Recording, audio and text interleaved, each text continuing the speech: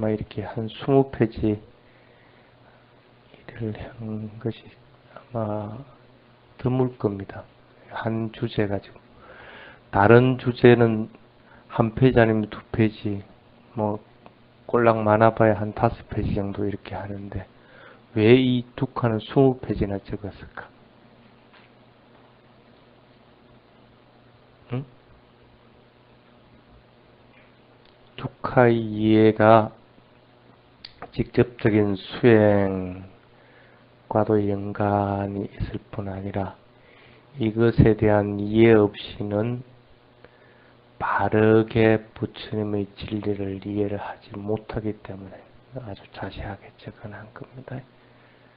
내 볼 생각하지 말고 내 소리 들을 생각해.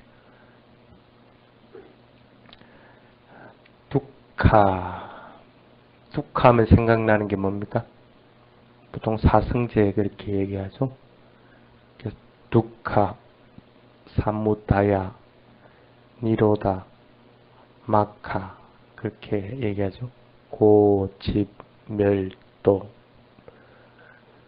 두카에 대한 성스러운 진리, 두카의 발생, 즉 원인에 대한 성스러운 진리, 두카가 소멸된 열반에 대한 성스러운 진리, 열반에 이르는 길의 방법에 대한 성스러운 진리, 그렇게 사성제를 얘기를 합니다. 그럼 하나하나로 치면 이제 4개라는 거죠. 사성제니까.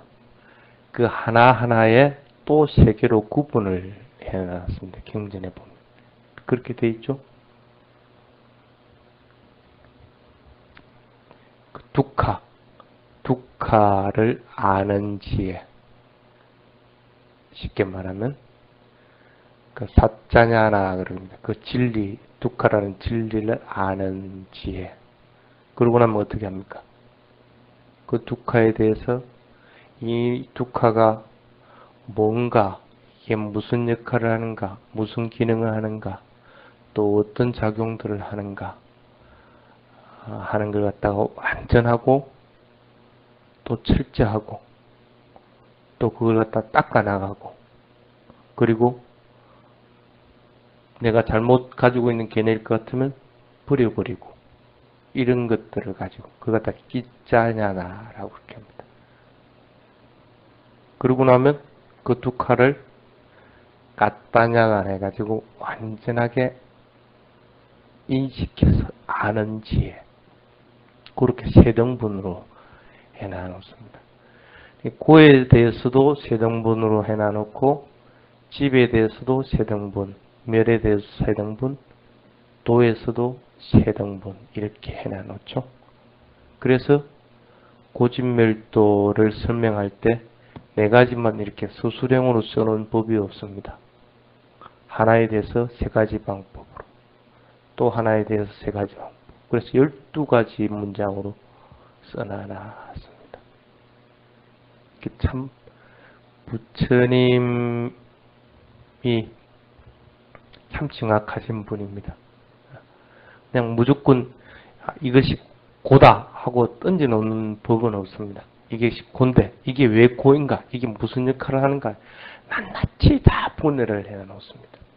그래서 그것에 대해서 완전하고 철저하게 알 때까지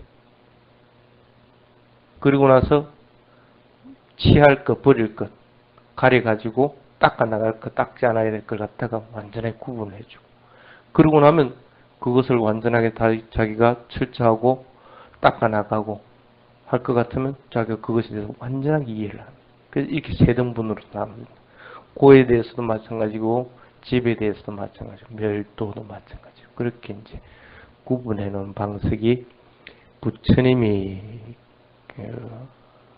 설명하는 그 방식입니다.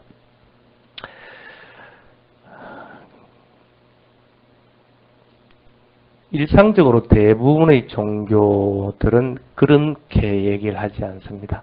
대부분 보면 불멸이라든지 영혼이라든지 이런 것들을 가지고 설명들 합니다. 그래서 그 종교에는 그런 힘들이 있다고 다른 사람들이 믿게끔 그렇게 만듭니다.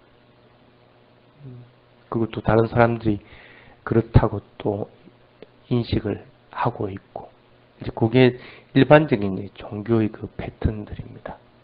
근데 이제 부처님은 절대 그런 패턴들을 안 해놨습니다. 쉽게 말하면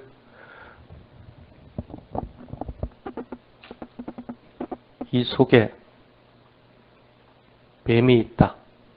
이럴 것 같으면 이 속에 뱀이 있다 해가지고 보여주지 않고 믿도록 만드는 것이 아니라 이 속에 뱀이 있다.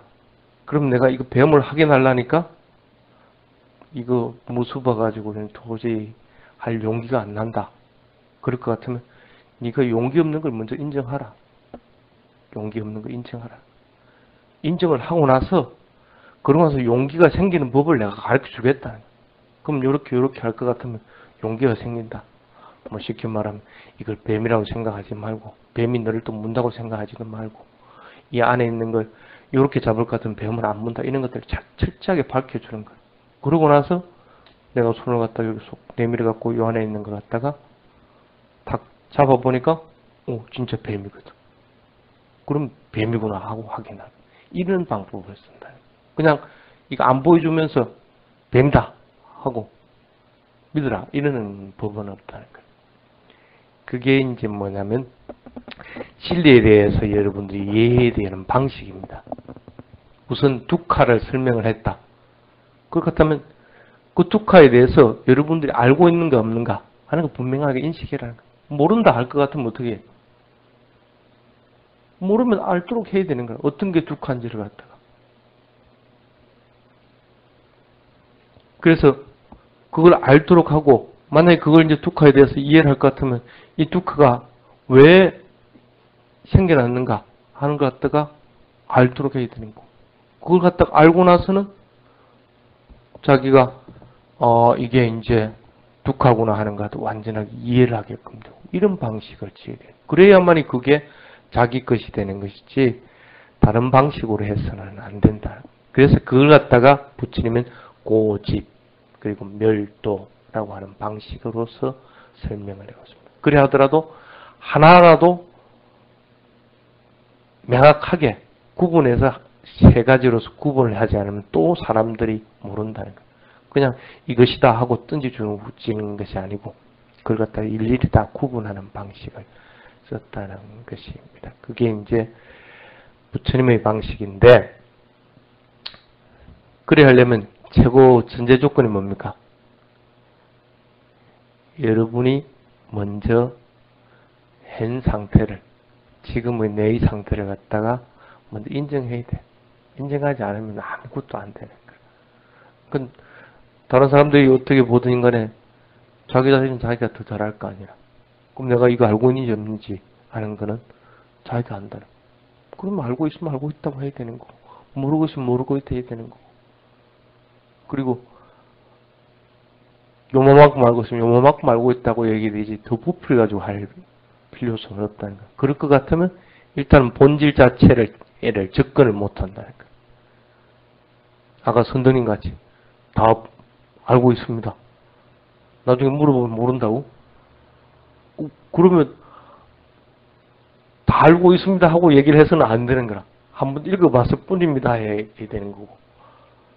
그래서 안 가져온 것에 대해서 다른 핑계거리를 잡아버리면 안 된다. 그러면 접근을 못해. 일단은 진리라는 것은. 진리는 어떤 경우든지 현실을 인식을 하고 그것에서 자기가 쉽게 말하면 그 진리에 대해서 용서를 구하는 게 우선이 되는. 그게 돼야만이 그걸 이제 접근해 나갈 수가 있는 거예요. 항상 여러분들이 그 부분을 정확하게 해야 될 필요가 있습니다. 부처님이 왜 괴로움이라고 하는 걸 그냥 내가 해결해 주마 하고 다른 종교처럼 그렇게 얘기를 하지 않았을까? 과연 두카라는 것이 뭐기에 부처님이 그렇게 일체지자인데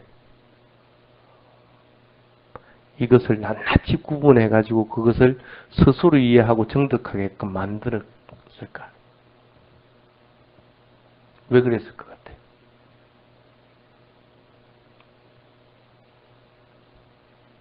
그건 부처님이 어쩔 수 있는 방법이 아니기 때문에 어쩔 수 있는 게 아니에요. 쉽게 말하면 내가 천국에 보내주겠다 한다가 부처님이 천국에 보내줄 수 있는 방법이 없다는 거라. 내가 너희들 둑하, 이 고통 소멸시켜 주겠다 한다 해가 소멸시킬 수 있는 방법이 없다는 거라. 왜? 이거는 자연적인 현상이 아니고 반드시 원인에 의해서 일어나는 것들이기 때문에. 원인이 있어서 일어나는 것들인데 그걸 부처님이 어떡하겠어? 다른 도리가 없는데. 차라리 그럴 것 같으면 그 원인이 뭔가를 가르쳐줘가지고 그 원인을 제거하도록 만들어주는 게 부처님이 정확한 방법이지. 일어나는 현상에 대해서 고통의 성이 고통을 소멸시켜주겠다 할 것 같으면 그게 되겠느냐는 거야. 이게 안 된다는 거야.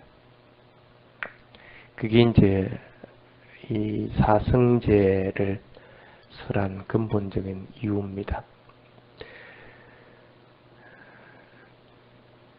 그래서 이 두카라고 하는 것을 이해하기 위한 키가 있습니다.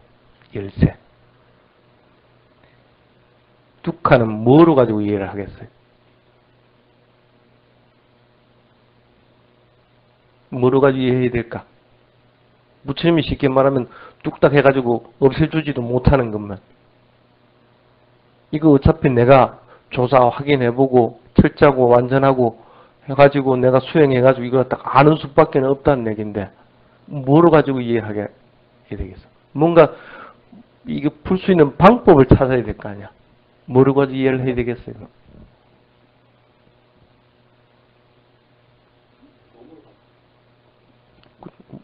어떤 경우도 수행은 자기 몸 가지고 하는 겁니다. 그거는 기본이니까 그거는 뭐 재차 얘기할 필요가 없는 거고. 재행, 무상, 제법뭐 여러분들 만날 삼법인 배워도 헛거라니까. 삼법인의 기본 중에 하나가 무상, 고, 무아. 고가 들어가 있으면 당연히 무상하고 무아를 가지고 이 고를 갖다 이해하도록 해야 되고 무아를 이해하려면 무상하고 고를 가지고 이해하도록 이렇게 돼야 되는데 그걸 생각을 못한다는 거라. 무상한 성품을 알 것 같으면 아 이게 고라고 하는 것 같아 이해하는 거고 무아한 성품을 이해할 것 같으면 이게 고라고 하는 것 같아 이해하도록 되어 있는 게 그 부처님의 방식이라. 그래서 설명하는 방식에서는 항상 이 방식을 따르게 되어 있습니다. 존재하는 것들 어떤 경우든지 불변하는 요소는 없다는 거예요. 그건 우리가 알고 있다는 거예요. 불변하는 요소가 없고 항상 머무르지도 않고 변해가게 돼 있다는 거예요. 그 변해가고 있으니까 변해가는 모습들은 우리는 변하지 않기를 바란다는 거예요. 누구든지 가만히 있고 변하기를 바란다. 그게 사람의 인지상정이라. 지가 변하든 뭘 하든 간에 나는 내 자신은 적어도 그러지 말기를 바란다. 왜 그렇겠어요? 나라고 하는 것이 존재하기 때문에. 그 두카가 출발점이 그런 거라. 나라고 하는 게 없을 것 같으면 두카 자체가 없어. 두카가 없는 게 아니고 정신적인 두카가 없어. 근데 어쨌든 두카가 존재를 한단 말이야. 그렇게 같으면 정신적인 두카가 있고 여러 가지 이제 두카들이 있다고 할 것 같으면 적어도 나라고 하는 것이 존재한다고 가정하에서 출발이 된다는 거예요. 그러니까 세상은 다 변해도 나 거는 변하지 않길 바라는 거고. 그러니까 그리 해도 어떻게 돼? 내 것도 변하게 돼 있는 거라. 변하니까 어떻게 돼? 괴로운 거라. 불만족스러운 거고. 그러면 두카를 뭐로 가지고 이해를 해야 되겠냐? 무상으로서 이해를 하는 수밖에 없다. 그럼 마찬가지로 무아로 가지고도 그렇게 이해를 하는 거고. 그런 방식으로 이해를 하도록 자꾸 해야 된다. 그래서 두카라고 하는 것들에 대해서 한번 살펴보도록 합시다. 두카. 이게 두에다가 카가 합해진 단어입니다. 두라고 하는 건 뭡니까? 여러분도 잘 알고 있는 두카의 반대말이 뭡니까? 수카죠. 그러면 뒤에 카는 똑같죠. 앞에는 두고 또 하나는 수라. 두가 뭐고 수가 뭐라? 두는 다르다는 뜻입니다. 수는 그럼 뭐겠어요? 같다는 뜻입니다. 그럼 카가 무슨 뜻입니까? 버텨낸다, 지속한다, 그런 뜻입니다. 그럼 두카는 무슨 뜻입니까? 다른 걸 지속하고 있다. 쉽게 말하면 내하고 걔네가 틀린데 걔네가 틀리다 소리도 못하고 그냥 참고 있는 거라. 힘들겠지. 내하고 걔네가 같다. 그 걔네 같은 걸 갖다가 지속적으로 계속 하고 있다 같으면 어떻게 기분 좋다는 거. 그게 두카 수카라. 같은 걸 지속하느냐, 같은 걸 다른 걸 계속 지속해 나가느냐. 그 차이로 인해서 불만족스럽고 만족스러운 것이 있는 거고, 고통이 있는 거고, 행복이 있는 겁니다. 그렇게 이제 부처님이 이제 용어로서 정의를 해나가는 겁니다. 그러니까 두카라는 의미는 다른 것들이 계속적으로 지속해 나간다. 한 번만 탁 해버릴 것 같으면 문제가 아닌데, 그렇게 안 되거든. 왜? 배나니까. 배나니까 지속돼 나갈 수밖에 없는 거라. 그게 이제 두카의 의미인데, 그래서 두카를 보통 뭐라고 표현들을 했냐면, 불만, 불안정하다, 괴롭다, 허무하다, 이런 얘기로서 얘기를 했습니다. 이게 부처님 이전에는 있었던 단어일까? 전혀 없습니다. 전혀 없습니다. 다들 행복이란 것을 찾고 하는 것은 굉장히 많은데 괴로움을 찾아가지고 그 원인을 밝혀내고 하는 방법을 취해보지 않았습니다. 그래서 부처님이 뭐라고 그랬냐면 이전에는 절대 존재하지 않았던 진리다 하고요. 그게 뭐냐면 사성제라는 거예요. 그 사성제 중에 하나가 바로 이 두카라는 거. 사성제의 처음을 갖다가 수카로 잡아놓지 않았다는 거. 두카로 잡아놨다는 거. 이전에는 이런 방식으로 진리를 설한 적이 없다는 거예요. 다른 종교, 지금도 마찬가지입니다. 오직 지금까지도 부처님이 유일한 방법이지 다른 방법을 쓰지는 않았습니다.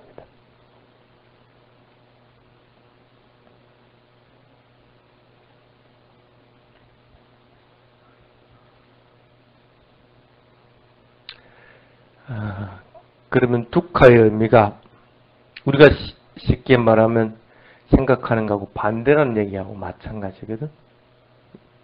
지속하는 것이 다르니까 내가 지속해 나가고 싶은 것은 뭡니까? 이런 방향인데 그 반대 방향이라는 얘기입니다. 그럼 우리가 어떻게 그럼 진리를 발견하겠어요? 진리는 누구에게나 드러나지는 것들, 우리도 느낄 수 있는 것들이, 그리고 항상 있는 것이라는 개념이 진리입니다. 그렇죠? 그럴 것 같으면 우리도 적어도 생각할 수 있어야 되고 그걸 받아들일 수 있어야 된다. 쉽게 얘기하면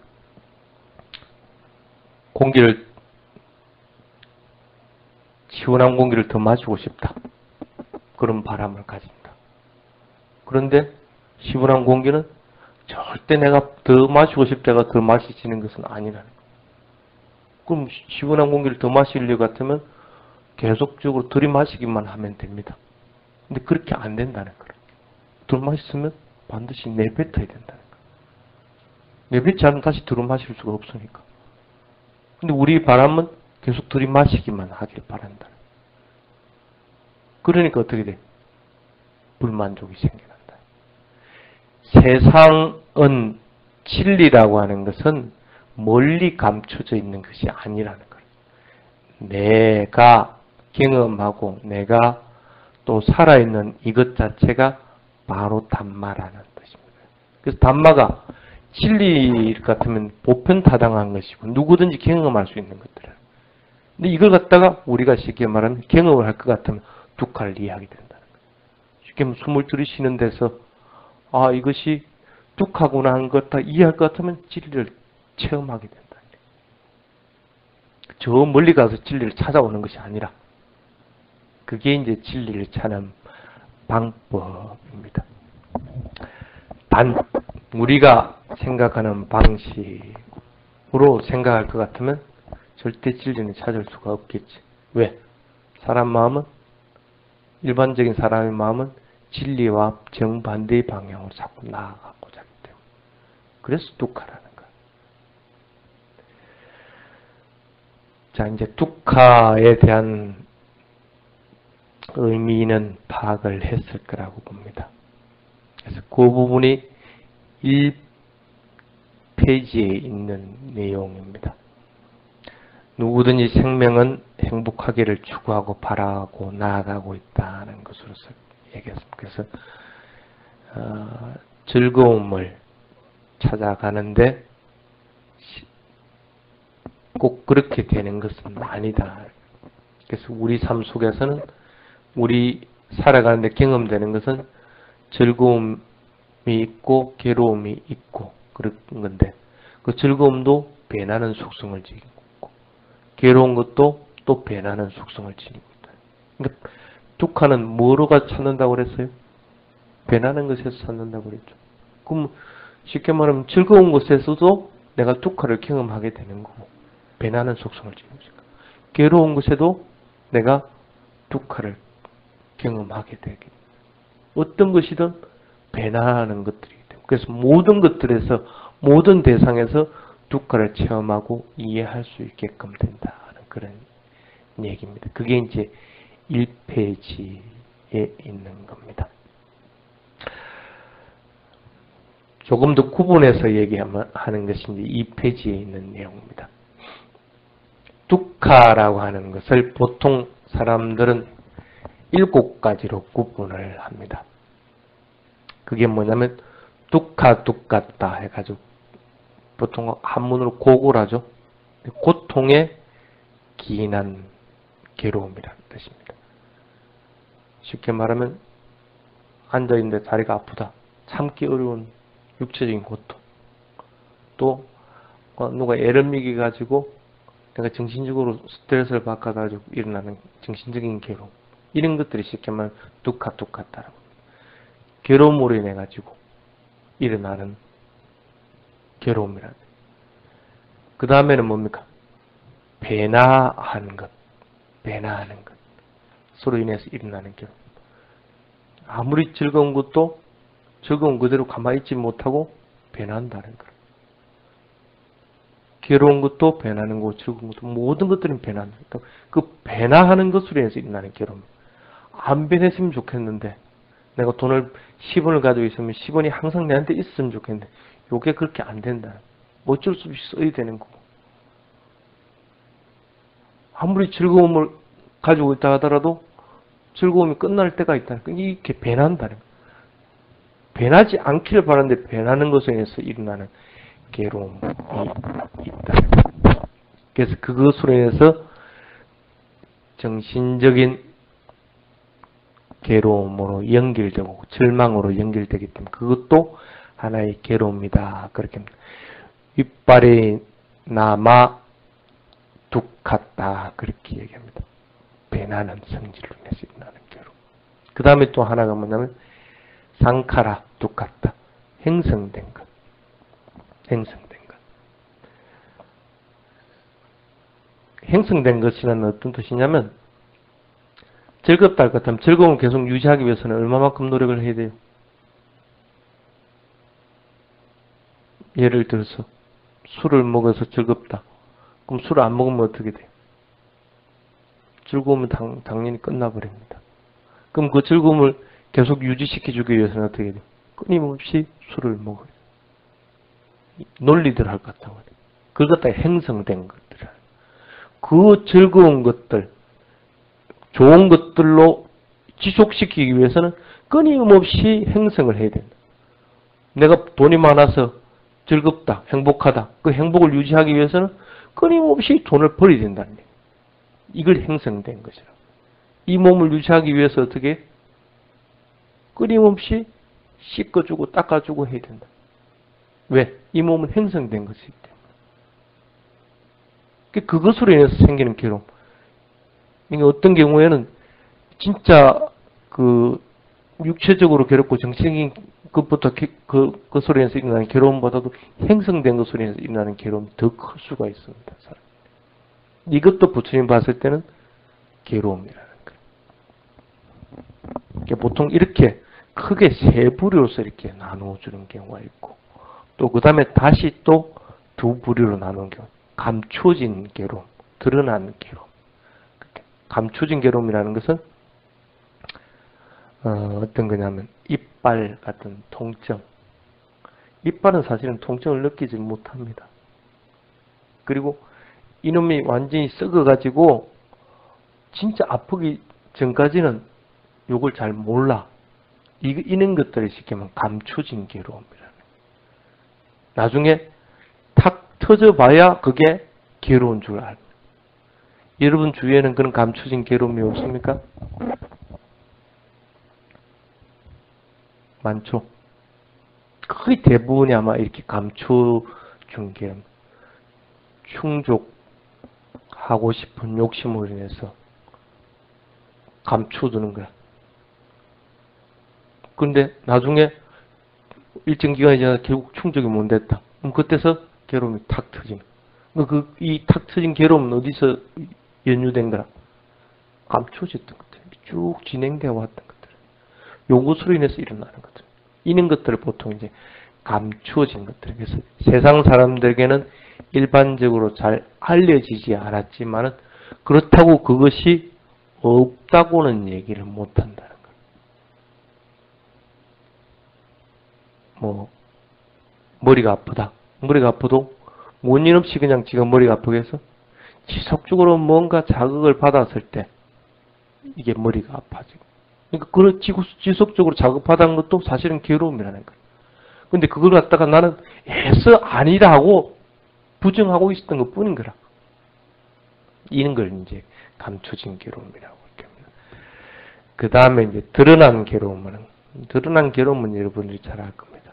당장 내 몸에 이렇게 뽀쪽한 송곳으로 찌르면 당연히 아프겠죠. 그런 것들은 이제 적극적으로 드러나는. 칼에 베인다든지 이렇게 했을 때.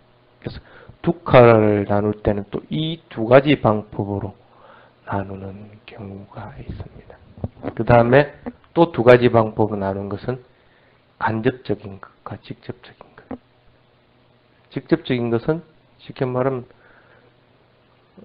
지금 일어나는 고통, 정신적인 것은 육체적인 것은 이런 것으로 인해서 직접적으로 일어나는 것. 이런 것들은 직접적이라고 하고, 간접적인 것은 뭐냐면 그것이 괴로움의 토대가 된다. 쉽게 얘기하면 아기로 태어났으면 그 아기는 끊임없이 뭔가를 구해야 돼. 구함으로 인해서 안 구해지고 하니까 괴로운 거야. 그러니까 그 괴로움은 어디서 토대가 된 거야? 태어난 것이 토대가 된 거야. 이걸 이제 간접적인 괴로움이다. 그렇게 얘기합니다. 사람으로 태어났으니까 어쩔 수 없이 괴로움을 받아요. 태어남 자체는 어떤 경우든 괴로움이든 즐거움이든 이런 개념이 없습니다. 근데 어쨌든 태어났기 때문에 괴롭다는 거야. 그걸 이제 간접적인 괴로움이다. 보통 이렇게 세 가지로 이렇게 구분을 해놓습니다. 그래서 보통 두카를 설명할 때 두카다라고 할 때는 이렇게 7가지로 보통 구분들을 해 놓습니다. 그게 이제 이 7가지 속에는 통상적으로 두카라고 하는 것들은 다 포함된다고 보시면 됩니다. 자, 그러면은 그 밑에 부분은 한번 보겠습니다. 두카를 철저하게 바라보고 원인을 밝히지 않고 쉽게 말하면 감추둔다 해가지고 문제가 해결될 것이냐 하는 게 두 번째 부분에 있어요. 피할 수 있습니까? 피할 수 있으면 그 방법 좀 내한테 가르쳐줘. 타조가 쫓아오는 사냥꾼을 피하기 위해서 머리를 콕 쳐박는다 해가지고 지 몸이 안 보입니까? 그렇게 될 수가 없다는 거예요. 피할 수 있을 것 같으면 얼마나 좋겠어. 근데 피할 수 있는 방법이 없다는 거예요. 뚜카를 피하려고 한다고 해가지고 피할 수 있는 방법은 없다는 거예요. 그래서 이 피할 수 없는 것, 내가 어쩔 수 없이 짊어지고 가야 되는 것, 이게 얼마나 힘드는 것인가 하는 것 같아 먼저 알아라는 거예요. 그래야만이 아이고 이거 도저히 힘들어서 못 짊어지고 가겠다 싶을 때 아까 봐도 어떻게 내버리고 가는 거라. 그래야 뚜카를 버려버릴 거 아니라.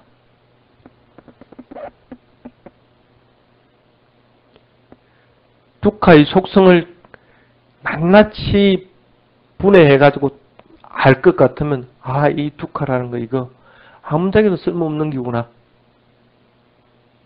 하고 인식을 해야만 이걸 버려버린다는 거예요.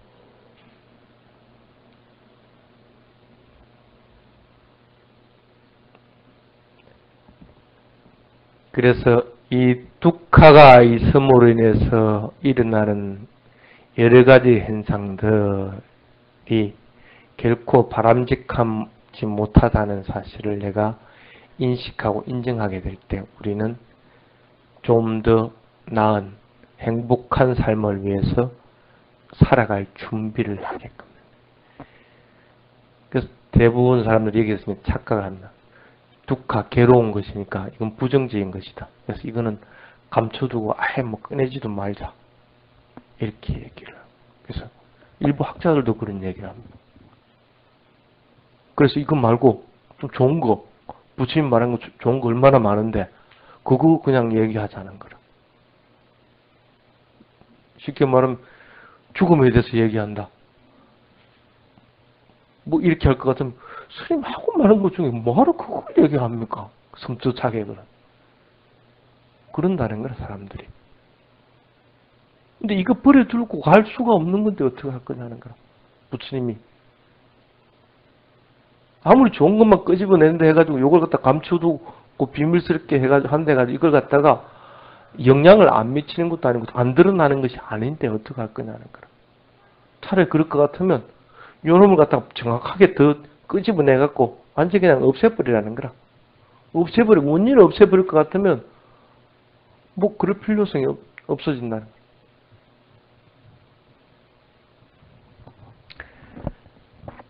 그래서 즐거운 것만 찾으려고 하면 안 된다는 거야. 또 좋은 것들만 들으려고 해서도 안 된다는 거야. 그것도 엄밀하게 보면 배나는 속성을 지니고 있기 때문에 그것이 뚜카가 안 된다고 보장을 누가 하느냐는 거야. 그래서 즐거운 것들 이런 것들을 보려고 하지 말고 그것을 얻으려고도 하지 말아라. 얻지 못하면 당연히 뚜카가 된다는 거야. 괴로움이 된다는 거야. 그래서 물질적인 방식으로서는 뚜카의 끝을 알지 못한다. 물질적인 것으로. 아무리 다른 걸 대체하려고 하다 대체할 수 있는 방법이 없다는 거예요. 그래서 부처님 뭐라고 얘기하냐면 감각적인 욕망이 증가하면 뚜카도 증가한다. 즐거운 거 자꾸 쫓다가 보면 오히려 이 뚜카를 없애기 위해서 이렇게 했는데도 오히려 반대라는 거예요. 오히려 뚜카를 더 키우는 행태를 된다. 그게 이제 뚜카를 이해하는 방법입니다. 세상에서 참 많은 선지식들이 있지만은 이렇게 뚜카에 대해서 얘기하는 사람은 없습니다. 어떤 선지식이든. 그게 그러면 이제 부처님이 뚜카를 설명하는 방식에 대한 걸 얘기하겠습니다. 그래서 옥에 반하는 행동은 확실히 뚜카로 향하게 한다. 불행으로 이끌게 한다. 사실을 명심해서 우선 수행이 안 되더라도 옥에를 지킴으로 오히려 쉽게 말하면 행복하고 좋은 것을 쫓으려고 하지 말고 오히려 지금 현재 것들을 갖다가 적어도 지켜나가는 방식. 둑하를 더 일으키지는 않는 방향으로 만들어내는 거예요. 그게 되고 나면 그 다음에 이제 둑하를 정확하게 다시 이해하도록 하라 하고 얘기합니다. 그래서 둑하를 경전에서 한번 쭉 간추려 봤습니다. 그래서 여러분들에게 숙제 내준 게 있죠. 왜 사고 또는 팔고 중에서 늙음이 빠졌고 어떤 경우에는 쏙가 파리테와라고 하는 그 문장, 뭐 슬픈 비탄이라고 하는 그 문장이 빠지고, 근데 이게 어떤 것이 맞느냐? 그거 한번 해봐라고 했죠? 그렇죠? 여러분 토론한 게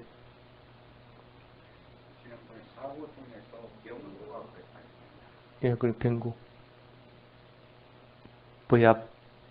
버야삐띠라고. 내가 뱅구를 안 하고 늙음이라고 했습니까? 아닙니다. 내가 말을 잘못했. 뱅구.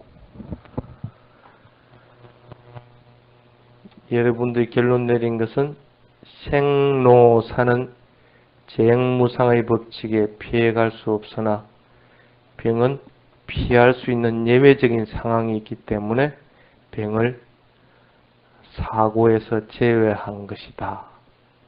병은 왜 재행무상에서 예외가 돼? 이는 무슨 논리라? 누가 이렇게 결론 내렸어? 우리 얘기는 아프지 않고 뭐 죽을 수 있다. 예를 들어서 사고 나가 죽을 수 있고.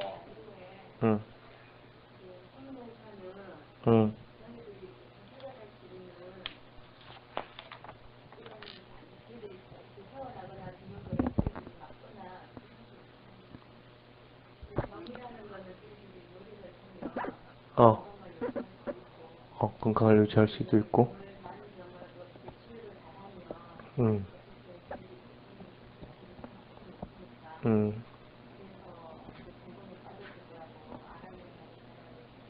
그래, 똑똑한 생각했네.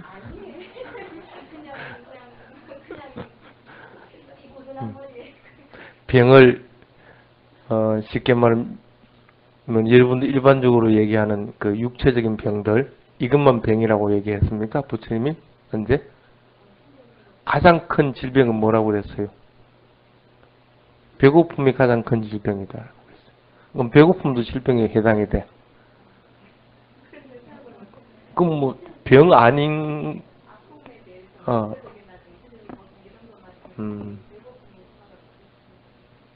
그 부분은 뭐 그럴 수도 있겠다. 어쨌든 잘했어. 그렇게라도 의견을 모을 수 있다는 게, 그래서 이게 이제 연찬의 중요성입니다. 연찬이 물론 이렇게 잘못된 방향으로 결론을 내려버리면 좀 곤란한데, 어쨌든 결론 내려가지고 자기가 어느 정도 뭐 다른 견해를 가지고 동의를 해가지고 거기에 대해서 이제 견해를 확립하는 것은 좋은 방법입니다. 자, 그러면 다시 한번 봅시다. 자티피 뚜카 하는 부분부터 한번 읽어보십시오.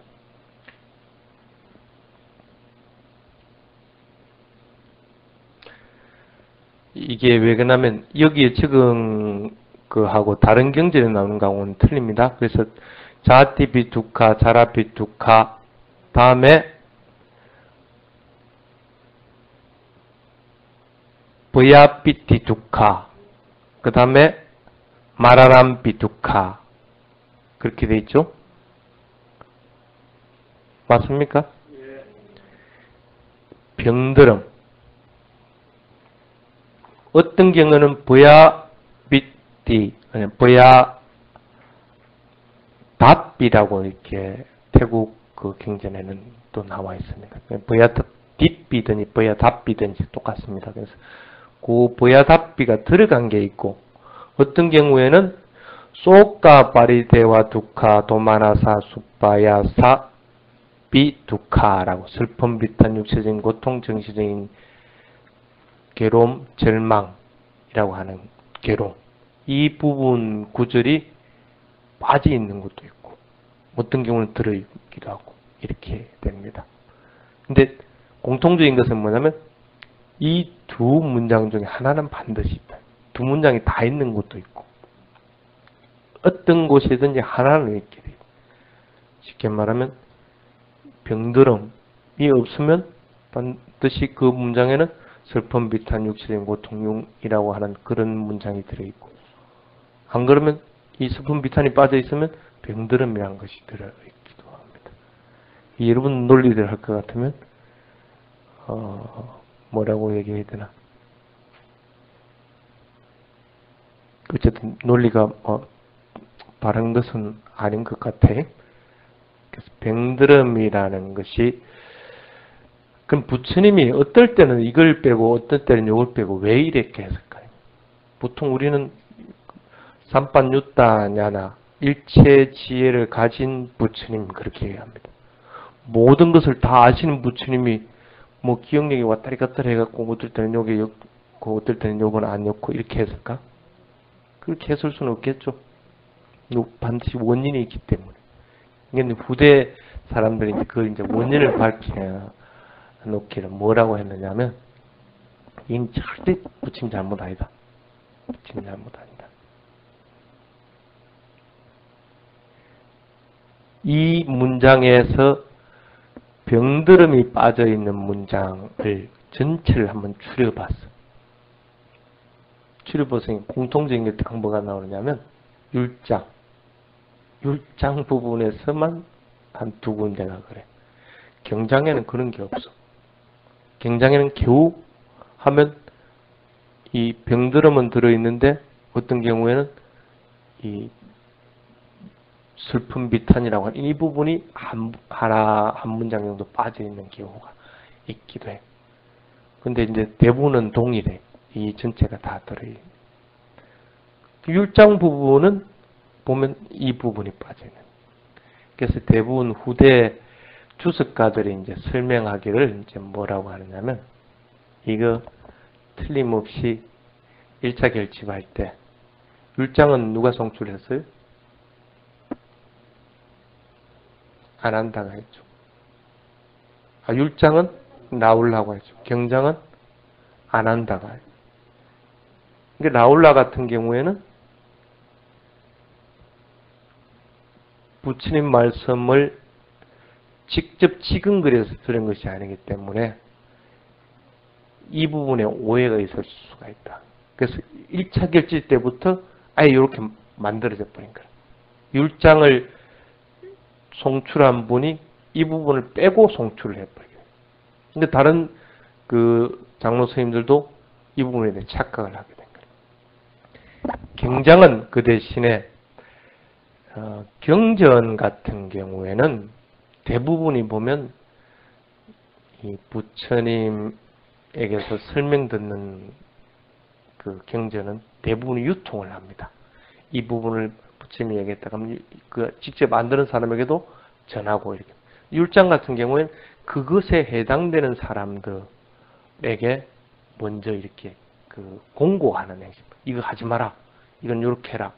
그러면은 어떻게 되느냐면 이 부분이 다른 사람에게 다 전해질 때까지는 상당한 시간이 걸려버린다는 거예요. 이런 것들로 인해서 이 율장을 송출했던 그 지계범자 같은 경우에 이 부분을 두 군데에서 다른 다 그런 건 아닙니다. 두 군데에서 빼버리고 송출을 하는 결과가 됐다. 이러니까 우대에 와가지고는 이제 그걸 가지고 이제 사람들이 이게 과연 어떤 게 맞느냐. 그래서 이제 판별을 이제 보통 어떻게 하느냐면 늙음이라는 항목에 슬픔, 비탄, 그 다음 육체적인 고통, 정신적인 고통이라는 부분이 포함될 수가 있는가? 그렇진 않죠. 늙으면은 그 부분을 포함을 할 수가 없습니다. 근데 슬픔, 비탄, 육체적인 고통, 정신적인 고통이라고 하는 항목에는 늙음의 항목을 포함시킬 수가 있다. 그래서 이걸 후대에서 나중에 정리하라 할 것 같으면 대부분 늙음 부분은 빼버립니다. 늙음이 이 여러분들 말 맞다나 이건 피해갈 수 있는 상황이라서 빼는 게 아니고 경전에 그렇게 이게 어긋나는 부분이 있기 때문에 그래요. 그래서 대부분 그 후대 주석가들은 늙은 부분은 빼는 경우가 있어요. 늙으면 병든. 병든 부분은 뺄 수가 있는데 뒤에 그 슬픔 비탄 육체적인 고통, 정신적인 고통이나 이 부분은 빼지를 않는다.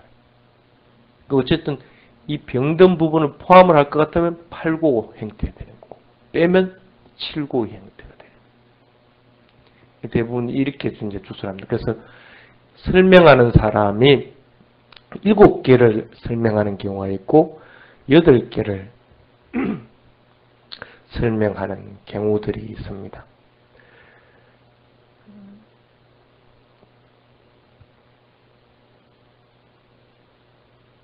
그래서 부처님 자신은 이 8가지는 시종일관 똑같은 정의를 내렸습니다. 그걸 틀리게 한 법은 없습니다.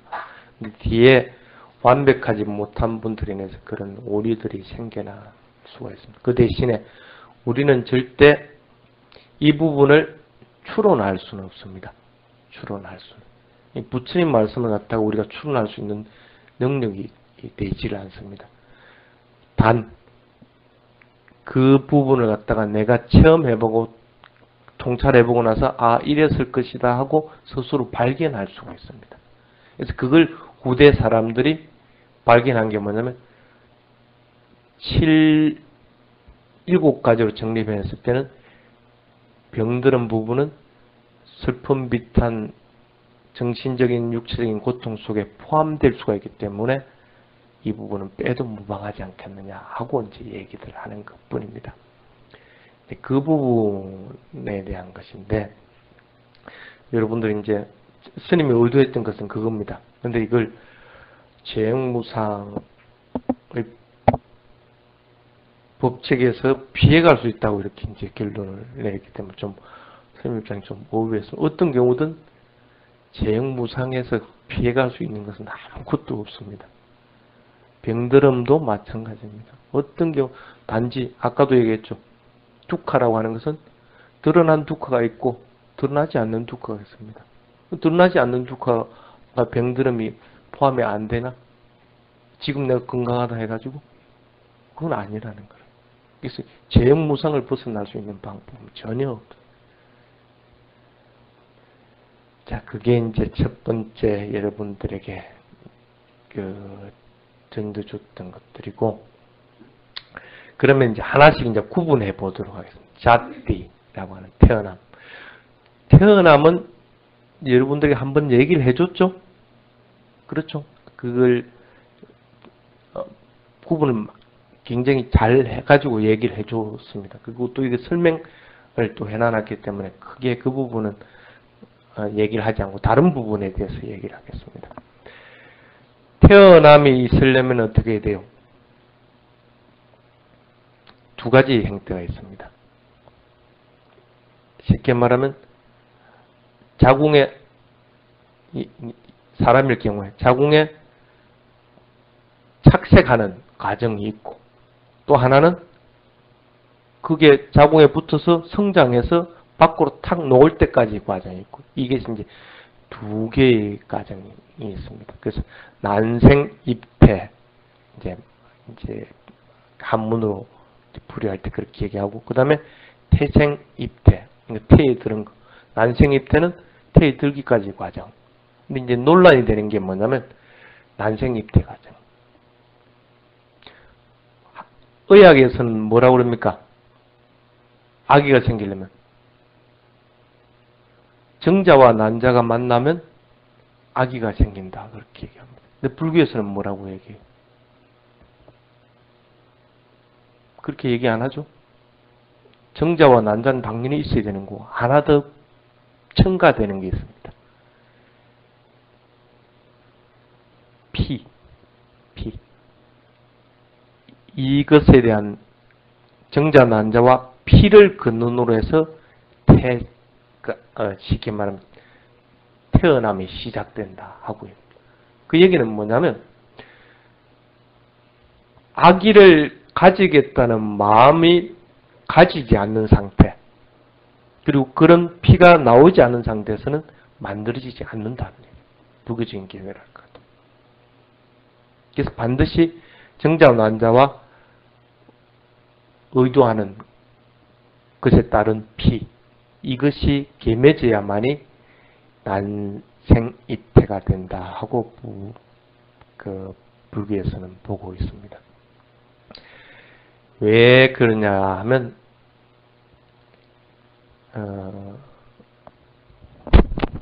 선업을 지었고 불선업을 짓는 행위들이 있습니다. 그 행위들이 조건 지어져 가지고 그 조건이 그 다음 생을 태어나게끔 한다. 그러니까 의학에서는 이 부분에 대한 설명을 전혀 안 해버린다. 이게 필요가 없어져 버리는 거예요. 의학적인 개념에서. 왜 중자 난자만 만나면 그 다음 생이 일어나니까. 근데 불교에서는 그렇게 보지 않는다. 의도하는 피로 인해 가지고 쉽게 말하면 업이라고 하는 것이 그 다음으로 다시 그게 원인이 돼 가지고 결과를 받게끔 된다. 이게 하나가 더 첨가되어 버리는 거예요. 불교에서. 그래서 어떤 것이 더 정확할지는 여러분들 이제 판단을 해야 됩니다. 근데 불교에서 부처님이 말한 방법이 오히려 더 정확한 방법이 아닌가 하고 생각은 하고 있습니다. 그렇지 않으면 내가 여기 태어났다 해서 똑같은 유전행제를 가지고 태어날 수가 없습니다. 쉽게 말하면 사람 몸을 가지고 태어나더라도 짐승이 얼마든지 나와야 되는. 또 다른 어떤 성질을 가지고 있다 하더라도 그와는 별종의 성질들이 자주 출현해야 돼요. 왜? 그냥 두 개 난자와 정자만 만나게만 태어난 날 같으면 그런 특성들을 가지고 있어야 된다. 그런데 그렇게 안 되는 거는 뭐 때문에 그래? 지온, 성향, 습관, 업이라고 하는 것 때문에 영향을 받는다는 거예요. 그래서 사람으로 태어난 사람은 대부분 원숭이가 태어나면 이상하다고 생각합니다. 대부분 사람으로 태어난다는 거예요.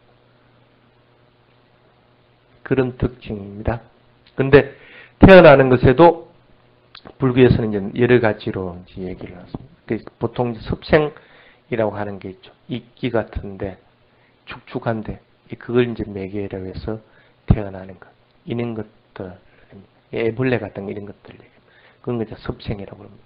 섭생도 이 조건을 벗어날 수가 없다는 거라. 이 세 가지 불교에서 말하는 조건.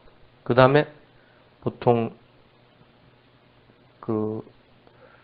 또 뭐냐면 신이라든지 그 다음에 악이, 지옥 이런 데 태어나는 것들은 뭐라고 합니까? 화생이라고 하죠. 화생은 어떤 형태를 띠고 있습니까? 완전한 쉽게 어린 나로 태어나는 게 아닙니다. 완전히 조건을 갖춘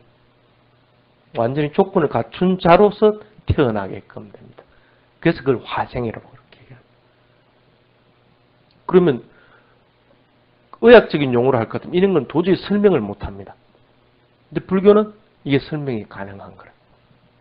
업력으로 인해 가지고.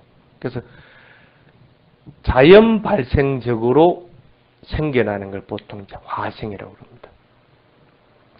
그래서 성인의 몸으로 이렇게 탁 그대로 태어나죠. 보통 이제 그걸 이제 불교에서는 16살에서 18살 사이의 존재의 형태로서 이렇게 태어나신다. 천신들 이렇게 그릴 때 대부분 늙은 모습으로 그리는 법이 없습니다. 아주 앳된 소년의 형태, 테라와다 불교권에 보면 소년의 형태로 이렇게. 왜? 그 천신들은 늙음이 있습니다. 근데 늙음을 갖다가 알지를 못해. 죽음 직전에야 겨우 쉽게 말하면 드러나지 있던 고통들이 숨어져 있던 고통이 드러나진 형태들. 인간의 하고는 틀리기 때문에. 그 태어날 때도 마찬가지예요. 사람 몸과 같이 이게 정상적으로 태어나는 게 아니고 바로 그냥 태어나는 거. 그러니까 내 집에서 어디에서 탁 태어났다 그러면 이 내 아들, 내 딸이 되는 거고. 저 집에서 태어났으면 저 집 어디에서 나왔다 같으면 저 집 그 아들, 딸의 전신이 되는 거고. 이게 여기하고 저기하고 두 집의 중간에 태어났다. 그러면 이 아이가 태어날 때 이미 성인으로 태어나는 겁니다. 태어날 때 어디를 보고 있었냐? 우리 집을 보고 있을 것 같으면 내 아들, 딸이 되는 거고. 그리고 만약에 어느 곳도 보지 않았다 그렇다면 어느 집 아들도 아니라고 그래. 그 경전에 그게 무수하게 써져 있습니다. 그게 바로 하생이라는 행태. 지옥에 태어난 것도 마찬가지고. 예. 하생이라는 데는 부모라는 개념이 있고요. 부모라는 개념이 있습니다. 그래서 쉽게 말하면 부모라는 걸 갖다가 어떻게 정하면 그런 식으로 정한다는 거라. 근데 이 아이는 틀림없이 자기 업식에 인해 가지고 업에 인해서 여기 태어난 거거든. 근데 의학의 논리로 할 것 같으면 이 부분은 해당이 안 되기 때문에 천상에 태어날 수가 없는 거야. 천상이라는 것 자체가 존재할 수가 없는 거야. 지옥도 마찬가지고. 의학적인 경지학도. 왜? 지옥이든지 악이든지 천상은 정상적으로 어린애로 태어나는 게 아니란 말이야. 성인으로서 태어나는 거기 때문에. 그래서 이제 그걸 갖다 불교에서는 태난섭화 이렇게 해가지고 사생이 있다 하고 이제 얘기를 합니다. 그래서 이렇게 수태나 생겨나는 것의 첫 시장을 보통 태어남 잣띠다 하고 얘기를 합니다. 불교에서 잣띠의 시작이다. 그러고 나서 어떻게 됩니까? 10달 동안 쭉 과정을 저번에 한번 설명들을 했고 프린트물이 있습니다. 그래서 그걸 따라서 보면 됩니다. 근데 왜 이런 과정을 겪어서 태어나는 잣띠, 태어남을 왜 괴로움이라 했는가? 아까 뭐라고 했어요? 태어남은 직접적인 괴로움이라고 했어요? 간접적인 괴로움이라고 했어요? 간접적인 괴로움이라고 그랬죠. 태어난 것 자체는 괴로움이 아니라는 거. 물론 태에 있을 때 뭐 이렇게 갖가지 괴로움을 받고 하는 그런 것들은 직접적인 거지만 어쨌든 그것 자체는 직접적인 괴로움은 아니라는 거. 무엇이 모태가 되기 때문에 그렇습니까? 늙고 병들고 죽고 갖가지 고통을 받는 모태가 되기 때문에 태어나는 것이 괴로움이다 하고 얘기를. 축생계에 태어났으면 그 먹고 살기 위해서 발버둥 치르는 괴로움이 있다는 것. 그 괴로움의 원인은 뭡니까? 태어나는 것이 원인. 그래서 태어남 자체가 괴로움이라는 거예요. 인간도 마찬가지고 어떤 윤회계에 있는 것이든 다 마찬가지로 괴로움을 가진 거예요. 그래서 육도 윤회는 이 괴로움, 태어남의 괴로움을 갖다 벗어날 방법이 없다는 거예요. 천상에 태어난 데서 그 괴로움이 없습니까? 죽는 괴로움이 있어. 늙는 괴로움도 있고 급작스럽게 나타나서 그렇지. 그게 원인이 뭡니까? 태어났기 때문에 그는 괴로움이 있다는 거예요. 그게 부처님이 본 태어남은 괴로움이다 하는 이유가 되는 겁니다. 그래서 이제 스님들 같은 경우에는 거의 한 달에 한 두세 번 꼴로 읽는 경전이 있습니다. 법의 요람이라는 그런 경전입니다. 그걸 항상 이제 독송하는데 그걸 독송하는 이유가 뭐냐면 안 태어나고 싶어서. 안 태어나고 싶어서. 쉽게 말하면 늙는다는 것도 점진적으로 진행되는 것들이라는 거예요. 늙는 거 쉽게 내가 알 수 있는 거예요. 그리고 그렇게 늙어 가고 나서 죽고 나면 내가 어디로 가겠어?